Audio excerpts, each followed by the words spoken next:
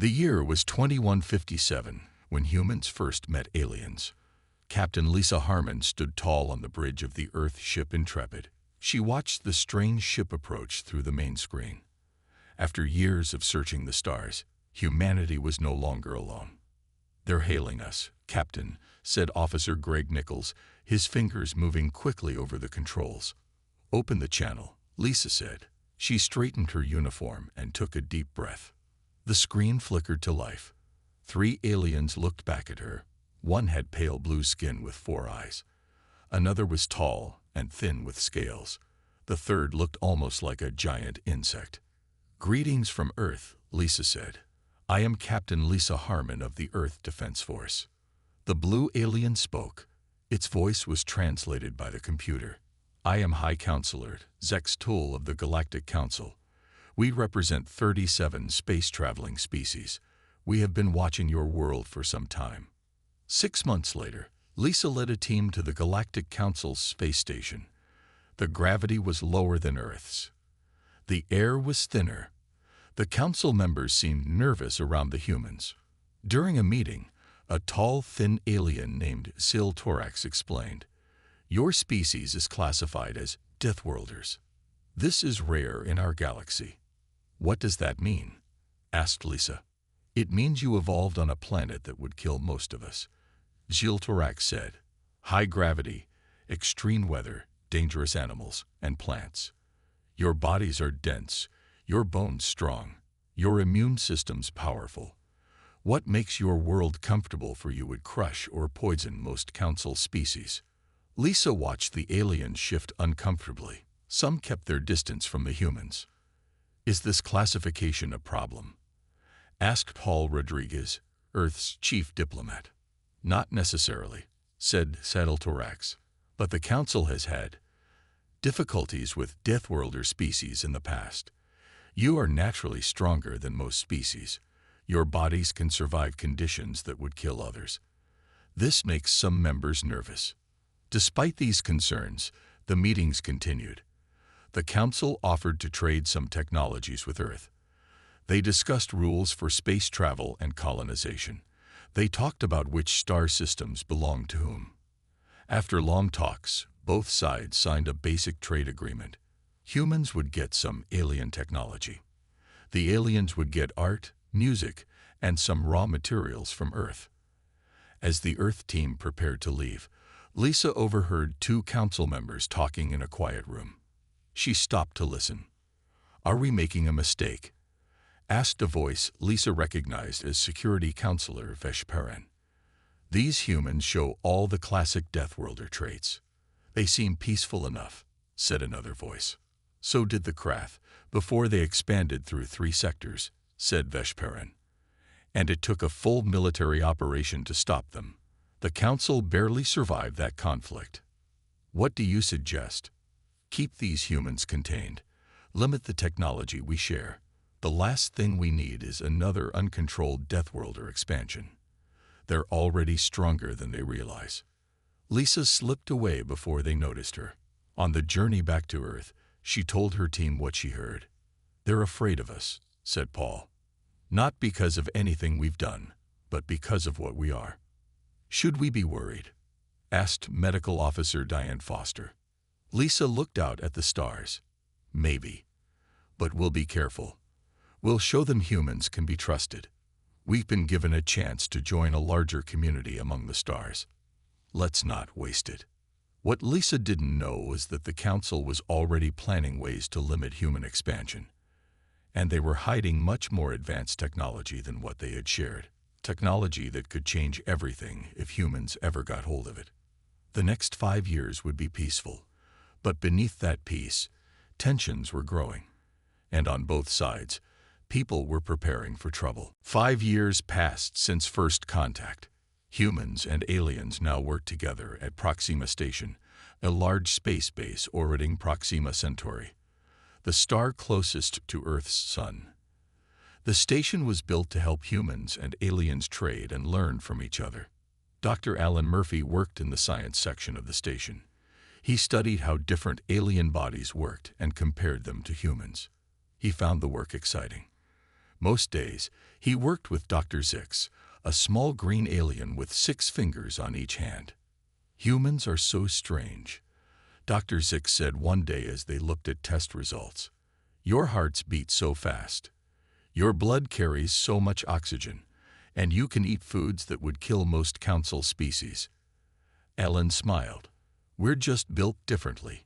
But look at how your people can see colors we can't. Every species has its strengths." Alarms suddenly blared across the station. Red lights flashed in the lab. "Warning. Containment breach in Lab 7. Dangerous pathogen released. All personnel evacuate," said the computer voice. Ellen knew Lab 7 held dangerous alien diseases for study. If one got out, it could kill everyone on the station. "We need to run," Dr. Zix said, voice shaking with fear.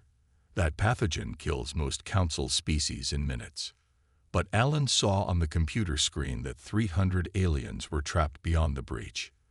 They would die if the pathogen reached them. "The emergency doors didn't close properly," he said. "Someone needs to seal them manually." "Anyone who goes in there without a protective suit will die," Dr. Zix warned. Alan fought for a moment. "Maybe not humans. Our immune systems are different." Before Dr. Zix could stop him, Alan called to other humans nearby. "Frank, Kelly, Steve, I need your help." The 4 humans ran toward the danger while aliens fled in the other direction. They reached the damaged door controls and worked to force them close. The air around them was filled with invisible danger, but they kept working. 20 minutes later, the doors were closed. The pathogen was contained. Alan and the others felt sick. They had fevers and coughs, but they were alive. When medical teams finally reached them in protective suits, the aliens were shocked. "You should be dead," said the chief alien doctor. "That pathogen kills all council species within minutes." "We feel pretty awful," said Kelly, a human engineer, "but we'll survive." News of what happened spread quickly through council space. Videos showed the humans working to save aliens while exposed to the deadly pathogen. Many aliens were grateful, but others became more afraid of humans. "If they can survive that," one council leader said, "what else can they survive? They are more dangerous than we thought." In a private meeting room far from Proxima Station, important council members gathered. "These humans rescued hundreds of our people," said Science Director Yola. "They should be thanked." "They should be contained," said Security Counselor Veshperin. "Did you see how they survived a pathogen that would kill any of us? What happens when they start exploring beyond their current space? They will find planets with resources we need. They will multiply. They will become a threat." "What do you suggest?" asked another council member. "Their growth must be managed," Veshperin said. "First, we quietly mark resource-rich planets near human space as off-limits to them. Second, we continue to limit what technology we share. And third, we prepare plans in case they become a problem we cannot control." The council voted. Most agreed with Veshperin's plan. Meanwhile, at Proxima Station, Alan Murphy recovered in the medical bay. He didn't know that his brave act had both impressed and frightened the council. He didn't know that even as they publicly thanked humans for their heroism, they secretly began making plans against them. The seeds of conflict were planted, and they would grow quickly. By the year 2170, humans had built homes on several planets beyond Earth. They named them New Hope, Liberty, and Pioneer's Landing. With each new colony, humans grew more confident in space. The Orion sector was full of stars rich with planets perfect for humans. Colonel Samantha Wells led a team to start building there. But when they arrived, they found alien ships already in the area. "This is Colonel Samantha Wells of Earth," she said over the radio. "We're here to start a colony." "This area is protected council space," replied an alien voice. "No colonies allowed. Council orders." Samantha was confused. The maps shared by the council showed this area was open for settlement. "There must be a mistake. Our maps show this sector is free for us to use." "The maps have been updated," said the alien. "This is now a protected development zone. You must leave." Samantha returned to Earth with her team. Earth's leaders called for a meeting with the Council. They wanted answers. At the Grand Council Hall, Samantha stood with Earth's ambassador, Ben Harris. The huge room was filled with aliens from many worlds. Some looked almost human. Others were very different. Some floated in tanks of liquid. Others had 4 or 6 arms. "The Orion sector was not marked as protected when we signed our agreements," said Ben. "Why has this changed?" High Counselor Zextol's voice was calm but firm. "The Council has the right to update protected zones. We found rare life forms in that sector. They must be preserved." "We've scanned those planets," Samantha said. "There are no rare life forms there, but there are many valuable minerals our people need." The Council members looked at each other. Some seemed uncomfortable. "The decision is final," said Security Counselor Veshperin. "Find somewhere else to build your colonies." As they argued, Samantha noticed many smaller alien species watching with interest. One of them, a furry alien named Krill of the Zethkari, approached her during a break. "The Council fears your people," Krill whispered. "They see how quickly you build ships and colonies. They see how fast you learn new technology." "We're just trying to grow and explore," Samantha said. "So are my people, the Zethkari," said Krill. "But the larger Council species control all the best planets and resources. They keep the rest of us weak." Krill looked around to make sure no one was listening. "My people would like to make a private deal with humans. We can share technology the Council has kept from you. In return, we ask for protection." "Why would you need our protection?" Samantha asked. "Because the Council keeps my people contained, just as they wish to contain yours," Krill answered. "But you humans are strong. You come from a death world. Together, we could stand up to them." 2 weeks later, humans and Zethkari leaders met in secret. The Zethkari showed the humans advanced engine designs that the Council had never shared. These engines could make ships faster than anything humans had built before. But the Council had spies everywhere. They discovered the secret meetings. In a special closed session, the Council voted to punish both humans and the Zethkari. They cut off trade with both species and banned their ships from Council space. "The Zethkari we can handle," said Veshperin to the other Council leaders. "But these humans are dangerous. They've learned technologies we tried to keep from them. They build too quickly. They spread too fast." "What do you suggest?" asked High Counselor Zextol. "Remember the old saying," Veshperin replied. "Never fight a Deathworlder. Contain them before they become a problem." The Council voted to take action against the humans. The time for simple talk was over. Now they would use force to keep humanity in check. A line of alien ships stretched across space like a wall. They blocked the paths humans normally use to travel between their worlds. The Council called it a temporary security measure, but everyone knew it was a blockade meant to trap humans in their small part of space. Lieutenant Commander Jason Clark stood on the bridge of his ship, the Defiant. His orders were to try talking to the aliens one more time. "Open a channel to the Lid Council ship," Jason said. The screen lit up. A tall, thin alien with green skin looked back at him. "This is Lieutenant Commander Jason Clark of Earth," he said. "Our governments need to talk and end this blockade. We wish to send representatives to discuss this situation." The alien's voice was cold. "The Council has already decided. No human ships may pass this line. Return to your territory."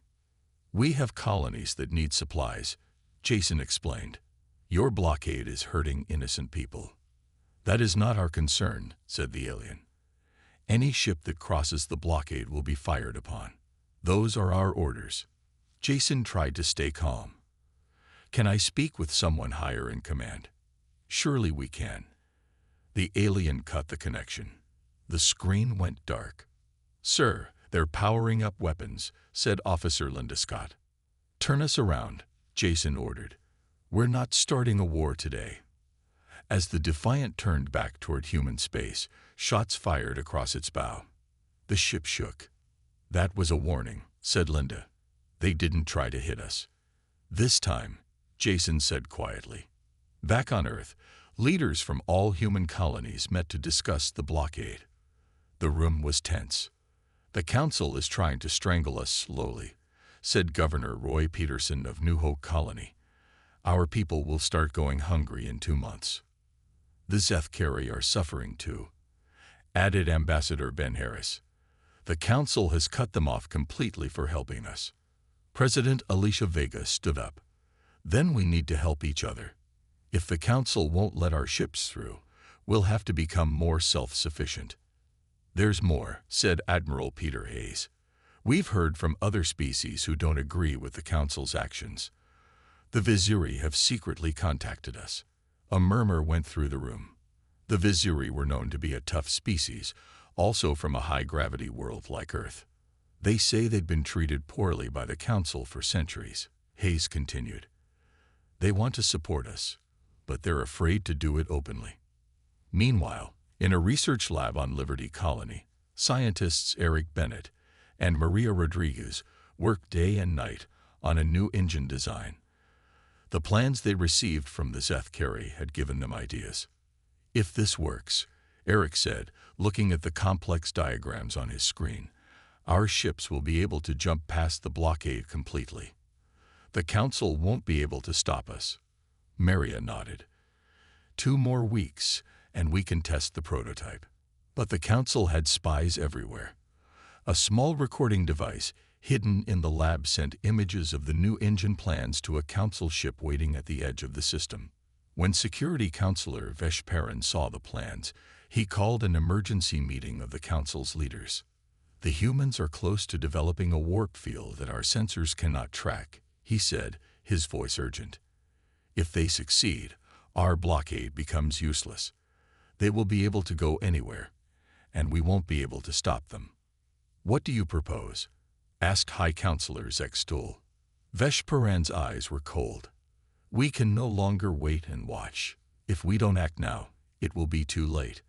I propose an immediate strike against their military bases and research centers. We must destroy their ability to build these new engines. After hours of debate, the Council voted. The decision was close. 19 for, 18 against. Prepare the fleet, ordered Zextal. We will end the human problem before it truly begins. The attack came without warning. Council ships appeared above 3 human colony worlds at the same time. They fired bright beams down at military bases and research centers. The sky turned red with fire. On Earth, Admiral Kevin Foster rushed into the command center. Screens showed the attacks happening on New Terra, Liberty, and Pioneer's Landing. What's our status? He asked. Not good, sir, said General Susan Harris. They hit our main bases first. Communication is down with Liberty Colony. New Terra and Pioneer's Landing are under heavy fire. Kevin looked at the screens showing the alien ships. They were larger than any human ships, with weapons humans had never seen before. They expect us to surrender, he said quietly. They think this will be quick and easy. Will it be? Susan asked. Kevin turned to the communications officer. Send emergency code Alpha to all colonies and ships. Activate Protocol 7. Yes, sir, the officer replied. But some colonies may not receive it if their communications are down. They'll know what to do, Kevin said. We've prepared for this day. On New Terra, civilian engineer Olivia Scott heard the attack sirens. She had been working on the colony's water system when the first explosions shook the ground. She ran to the town center where people were gathering. Everyone to the shelters. She shouted over the noise. Follow the emergency plan.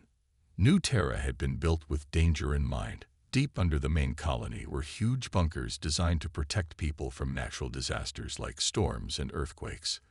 These same bunkers now protected them from alien weapons. Olivia helped guide families down into the shelters.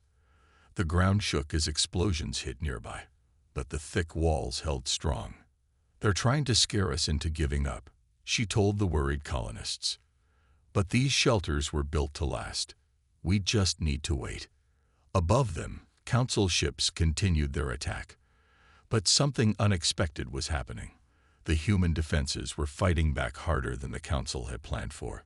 On the main Council ship, Commander Jex looked at the damage reports with surprise. "How are they still fighting?" he asked.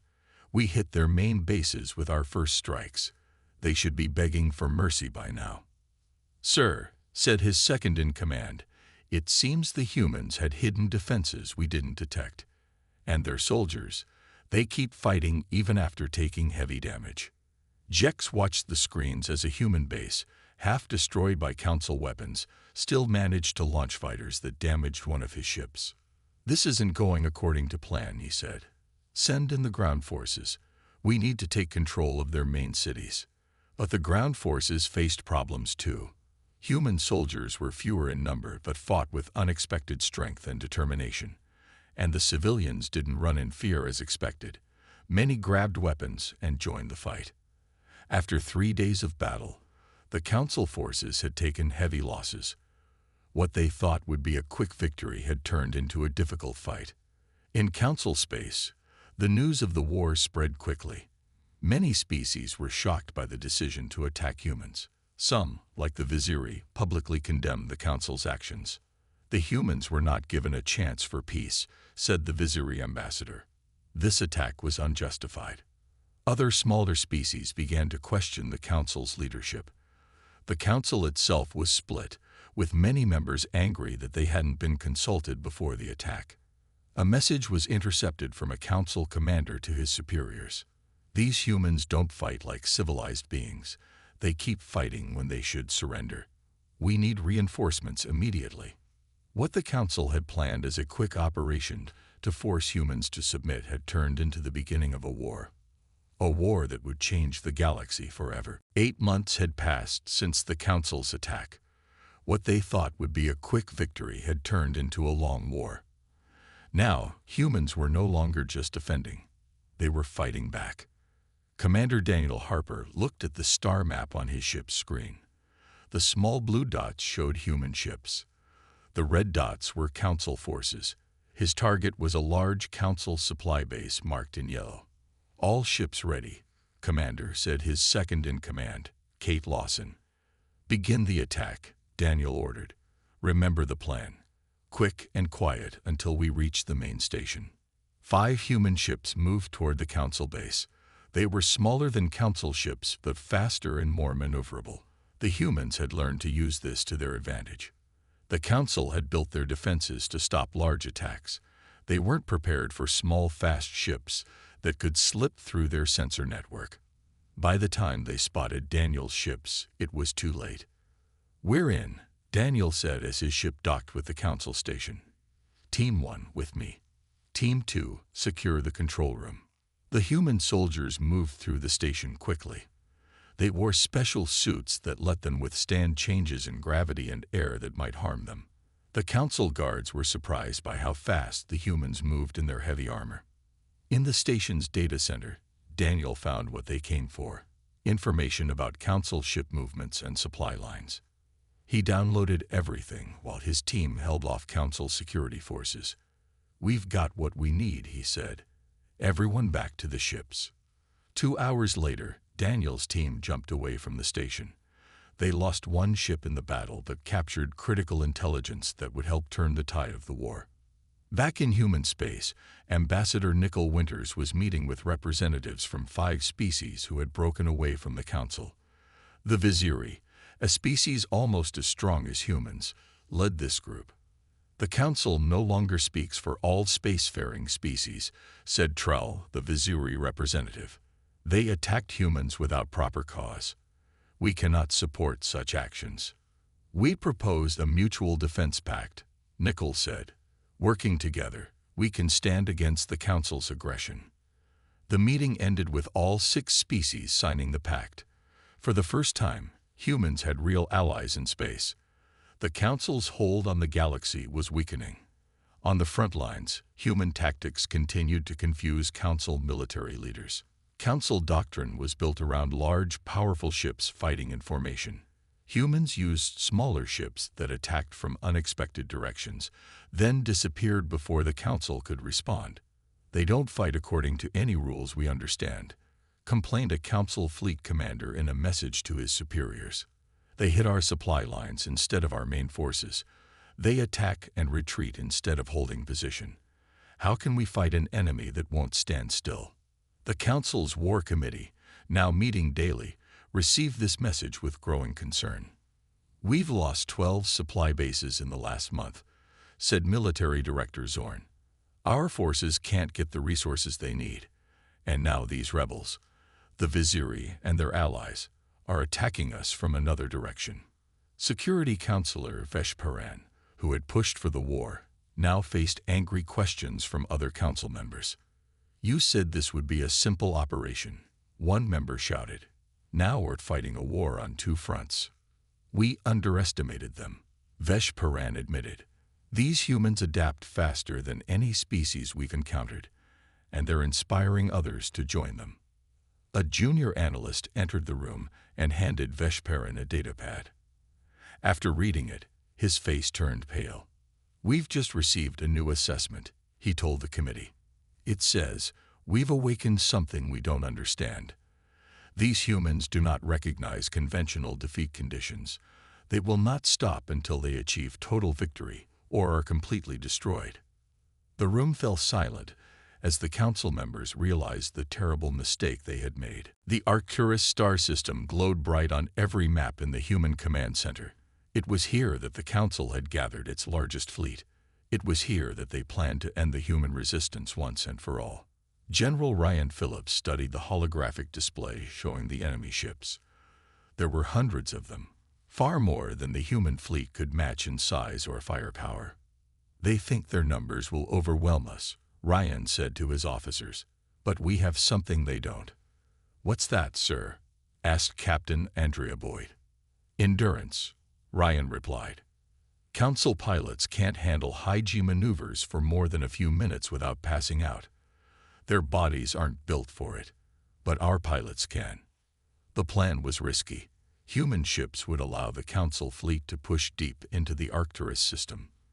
Then, instead of retreating, the humans would surround them in a three-dimensional trap. It would force a long battle, the kind that would test the physical limits of both sides. "Send the orders," Ryan said. "Operation Hammer begins at 600 tomorrow." As the battle began, Council ships moved forward confidently. Their sensors showed human forces falling back. Fleet Commander Draz of the Council watched with satisfaction. "They're retreating as expected," he said. "Push forward and cut off their escape routes." But it wasn't a retreat. As the Council ships moved deeper into the system, human vessels suddenly appeared from behind moons and asteroids where they had been hiding.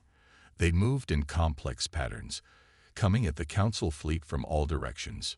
"It's a trap," Draz shouted as he realized what was happening. "Form defensive positions." But the human ships didn't attack head-on as expected.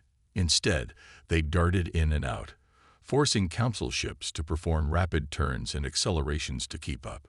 These high-G maneuvers were easy for human pilots but quickly exhausted the Council crews. In his fighter, human pilot Jack Rodriguez pulled his ship into a tight turn that subjected him to 7 times normal gravity. His vision narrowed, but he stayed conscious. The Council pilot chasing him tried to follow but couldn't handle the pressure. The alien ship's movements became sluggish, then stopped responding altogether. Hour after hour, the battle continued. Council commanders started rotating their tired crews, but they didn't have enough replacements. Human pilots pushed through the pain and exhaustion, trained to endure what their enemies could not. "The Council formation is breaking down," reported Admiral Lucia Chen from the command ship. "Their coordinated defense is failing." Ryan nodded. It was time for the final phase. "Signal the Viziri fleet. Tell them to move in now." From the edge of the system, ships from the Viziri and other allied species suddenly appeared. They had been waiting, hidden, for this moment. Now they caught the Council fleet in a devastating crossfire. Council ships tried to retreat, But they were surrounded. Their crews were exhausted, their formations broken, and worse, their ships, designed for species that avoided danger, lacked the redundant systems and damage control capabilities that human vessels had. When hit, they failed quickly. On the Council flagship, Fleet Commander Draz knew they had lost. His crew could barely function after hours of combat. Half his ships were damaged or destroyed. "We cannot win this battle," he said to his officers. "Prepare a final message to the High Chamber." His hand shook as he recorded. "The Deathworlders fight as though extinction is merely an inconvenience. We cannot win this war. Their bodies withstand stresses that incapacitate our crews. Their ships continue fighting with damage that would disable ours. We were wrong to attack them. I recommend immediate peace negotiations before more lives are lost." As Draz finished his message, human and allied ships closed in around the remains of the once mighty Council fleet. The Battle of Arcturus would be remembered as the turning point of the war, the day the Council finally understood what it meant to fight a Deathworlder. The war had lasted 14 months. The Council fleet was retreating on all fronts. Their once powerful position in the galaxy was crumbling. Instead of seeking total victory, humans pushed for peace. On the neutral world of Centauri Prime, representatives from all species gathered. The grand meeting hall was filled with beings from across the galaxy. Some floated in special tanks. Others needed breathing masks. Humans and Viziri needed neither. Dr. Grace Mitchell led the human diplomatic team. She was a historian who had studied conflicts on Earth for decades. Now she hoped to use that knowledge to build a lasting peace. "We don't want to destroy the Council," she told her team before the meeting. "We want to build something better together." The first day of talks was tense. Council representatives sat on one side of the room, humans and their allies on the other. Many Council members still feared humans, seeing them as dangerous and unpredictable. Grace stood to address the gathering. The old Galactic Council failed because it was built on fear and control. Some species were valued more than others. Some voices were silenced. This cannot continue. She displayed a simple plan for a new organization, the Interstellar Cooperative. In this new body, all species will have equal voice.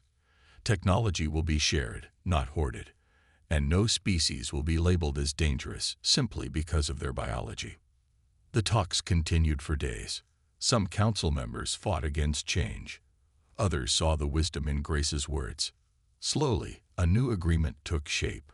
On the final day, the documents were ready. The Galactic Council was officially dissolved. In its place, the Interstellar Cooperative was born. The classification system that had labeled humans as Deathworlders was abolished. As the delegates prepared to leave, Admiral Kevin Foster visited the detention center where former council leaders were held. Security Chief Veshparan, who had pushed hardest for war against humans, sat in a simple room. "Have you come to gloat, human?" Veshparan asked. Kevin shook his head. "I came to understand. Why were you so afraid of us?" Veshparan looked tired. His once bright eyes were dull. "Our oldest archives warned us. Never fight a Deathworlder." The warning came from a time when another strong species nearly destroyed the early council. "We thought history was repeating itself." "We never wanted war," Kevin said. "Perhaps not," Veshparan replied. "But you were growing too quickly, learning too fast. We feared what you would become. And now I see our mistake. We feared your strength, but we should have respected your restraint. You could have destroyed us completely. Instead, you offer peace." When Kevin left, he felt a weight lift from his shoulders. The war was truly over. The final part of the new accord created a military academy on Earth. There, humans would train alongside other species to serve in a combined defensive force. Species from across the galaxy would learn from each other. Ambassador Nicole Winters watched as delegates from 37 worlds signed the final documents. Beside her stood Troll, the Viziri representative who had been first to ally with humans. "It's strange," Nicole said quietly. "They feared us because we evolved on a dangerous world. They thought that made us dangerous too. Trull nodded. And now? Now they're beginning to understand that surviving on a death world taught us the value of cooperation and peace. Sometimes the strongest fighters are the ones who most want to avoid fighting. As the ceremony ended, ships from all worlds prepared to return home. The stars would see a different kind of civilization now, one where strength was respected but not feared, where differences were celebrated rather than classified. The Council's last words had been a warning: never fight a Deathworlder. But their mistake wasn't in the warning. It was in not understanding that Deathworlders fight hardest for peace.